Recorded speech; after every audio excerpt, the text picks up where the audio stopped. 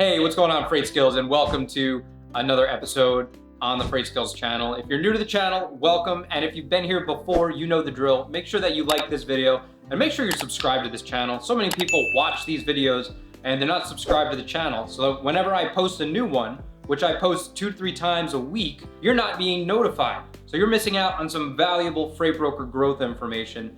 And again, this is all based off of stuff that's going on right now in the modern day, right? It's not 10 years ago brokerage growth information. This is stuff that's being used right now in an active and successful freight brokerage, all right? So make sure you're subscribed to this channel. Now in this video, what we're going to talk about is relationships versus loads, because a lot of you guys are going after the wrong thing. You value the wrong metric, right? So we're just gonna dial that back. We're going to focus in on what we should be focused on in order to grow our brokerage to the next level, secure more shippers, make more money, okay? There's a big difference between a relationship in shipping versus somebody who just sends you loads, right? Loads are a product of relationships, but loads can also be a product of a transactional situationship, we'll call it, right? The important thing is when you're making these sales calls and when you're trying to bring more shippers and customers into your world, you have to understand that building a relationship with the person on the other end of the phone, and the email and the LinkedIn message, they're real people and they need to build a bond with you as a person, not as a company, not as an AI, and not as an email automation. They want to know that their freight is being taken care of. And a shipper or a customer is always going to put a premium on working with somebody who they trust and they know is going to be taking care of their freight versus someone who's just in it for the transaction. And now let's talk a little bit about how to recognize if you're in a transactional situationship or an actual relationship with a shipper. If your customer only sends you load lists, if your goal every day, by the way, is to just get on as many customers' load lists as possible, you're not building relationships. Those load lists are completely worthless.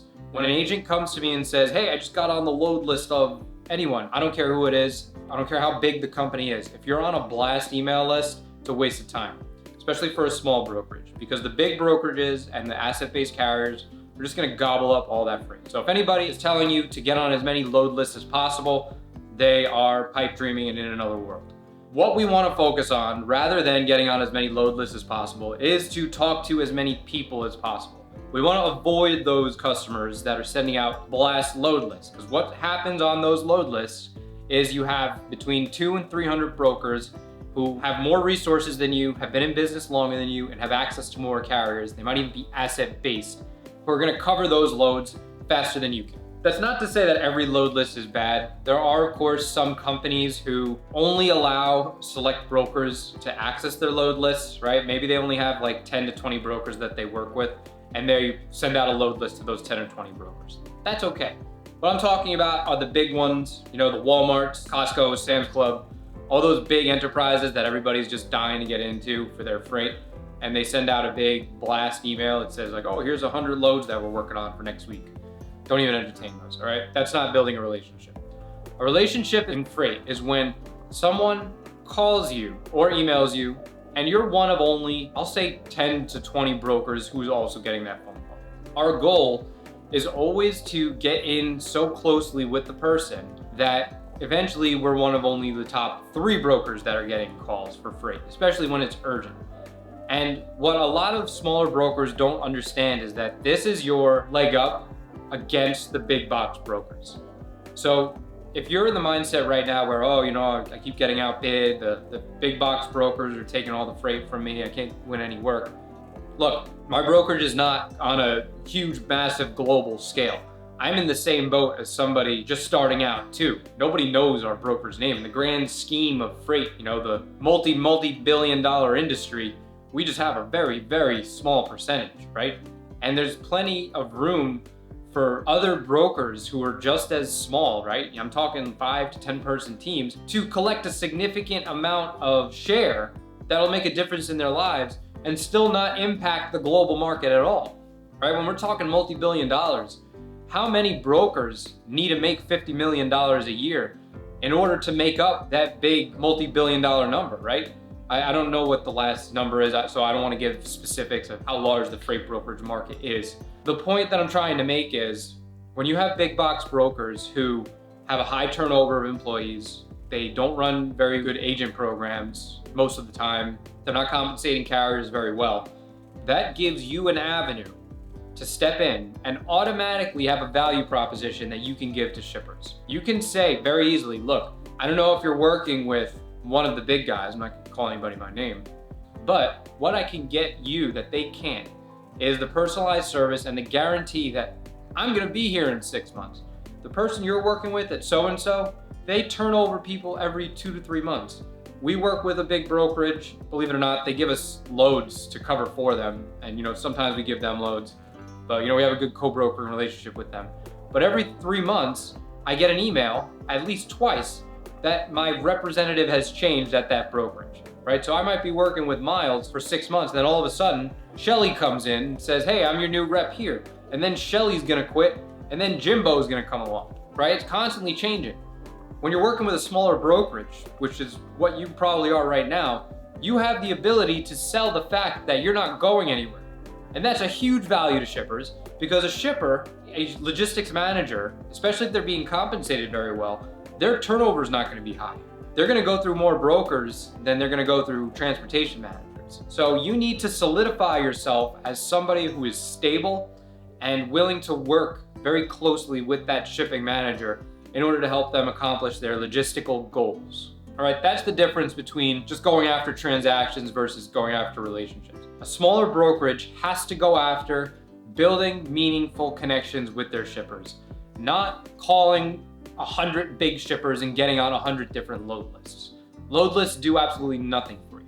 And by the way, just a side note, if you bought a shipper's list from anybody on the internet, you flushed that money down the drain.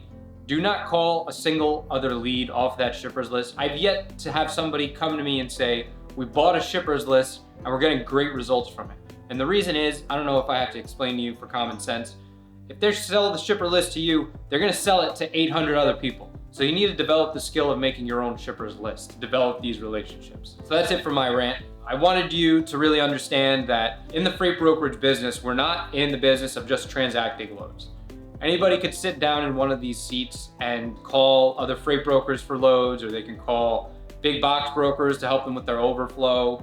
You can call the big companies that have thousands of loads a week and maybe get one in 3 months, but you'll have much more success if you take inventory of the value that you can provide to shippers, convey that value, right? Learn to convey that value over sales calls, emails, and LinkedIn messages, and build long-term relationships. We have some customers in our brokerage that have been shipping with us for 10 to 15 years. I would never just post them up on the internet and say, like, these are our shippers. But they're so loyal to us because we've given them such a great service over the years that even if other brokers call them every day, which they do, they're not interested in building other relationships, right? So you have to get to that level that you invest so much time, energy, and sacrifice into building your relationships that they don't want to go anywhere else, right? Even if you are a little bit more expensive. I'm the most expensive guy on the block. I don't care. We know what our worth is as a brokerage partner. We know we're gonna answer that phone on Saturdays when a shipment didn't pick up and they need somebody to bail them out. I know that we're very stable financially as a company, so they never have to worry about carriers calling them and say their freight broker's not paying their bills, right? We provide a lot of peace of mind, and that comes with a premium. The way we run our business is based off of the values that we have and the values that we give to our customers. All right, so I hope this video helped you get into that mindset of getting out of chasing transactions, but into building relationships with your shippers, all right? And if this video helped you at all, make sure you like this video, subscribe to this channel so you don't miss any of my other freight skills videos. And before you go, I wanna invite you to my Freight Broker Network. It's a free group on Facebook, that's where I hang out. So if you have any interest in getting more access to me and helping you with growing your brokerage, make sure you join with the link below. And until the next video, I'll see you soon.